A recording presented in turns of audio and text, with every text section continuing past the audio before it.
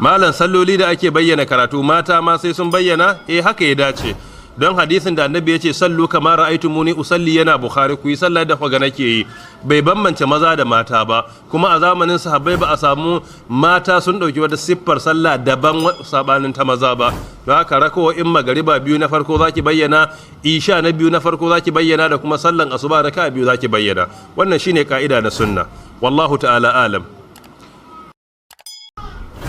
malan salloli da ake bayyana karatu mata ma sai sun bayyana haka ya dace, don hadisin da annabi ya ce sallu kama ra'aytumuni usalli yana bukhari, ku yi sallah da faga nake yi, bai bambance maza da mata ba, kuma a zamanin sahabbai ba a samu mata sun dauki wata siffar sallah daban sabanin ta maza ba. don haka rakawo in magariba biyu na farko zaki bayyana, isha na biyu na farko zaki bayyana, da kuma sallan asuba raka biyu zaki bayyana. wannan shine ka'ida na sunna, wallahu ta'ala alam.